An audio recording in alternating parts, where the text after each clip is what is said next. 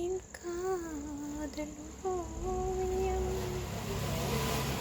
பாராமலே என்னாவதோ என் ஆசை காவியம் பனிவாய் மலரே.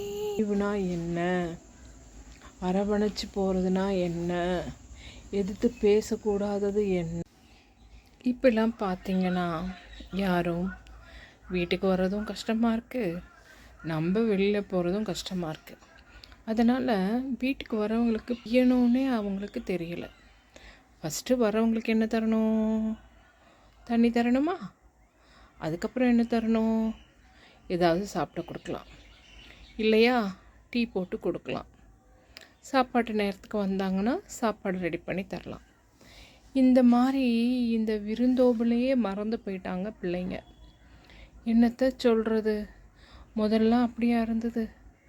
வந்தவங்களுக்கு அவங்களே தெரியும், வந்த உடனே தண்ணி கொடுப்பாங்க, தண்ணி கொடுத்த உடனே ஒரு எதனா சாப்பிட கொடுப்பாங்க, சாப்பிட கொடுத்த உடனே எதனா டீ போட்டு கொடுப்பாங்க, இல்லை ஜூஸ் கொடுப்பாங்க.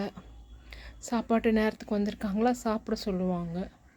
இப்போது நம்ம பிள்ளைங்களும் வெளியில் போக மாட்டேங்குது, யாரும் வீட்டுக்கு வர்றதும் இல்லை, குறைஞ்சி போச்சு.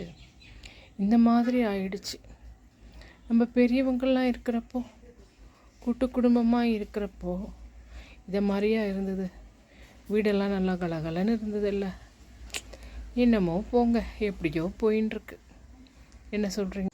பெரியவங்க அவங்களுக்கு பெரியவங்களுக்கு மரியாதை கொடுக்கறத நம்ம பார்ப்போம், அதன்படி நம்ம செய்வோம். அது நம்ம தான் அடுத்த ஜென்ரேஷனுக்கு சொல்ல மறந்துட்டோம். தனியாக இருக்க பழகி தனி குடும்பமாக ஆக ஆக குடும்பம் மறந்து போக போக இதையெல்லாம் மறந்துடுச்சு. இதையெல்லாம் விட்டுட்டோம், நம்ம நல்லதெல்லாம் விட்டுட்டோம். அதனால் அது ஒன்றுன்னு அந்த அப்பா அம்மா கிட்ட வளர்றது, அதுக்கு நம்ம எல்லாமே ஃப்ரீடம் கொடுத்து அவங்களுக்கு பணிவுனா என்ன, அரவணைச்சு போகிறதுனா என்ன, எதிர்த்து பேசக்கூடாதது என்ன அப்படின்றது தெரியாமல் போயிடுச்சோ. அப்போ தப்பு யார்கிட்ட?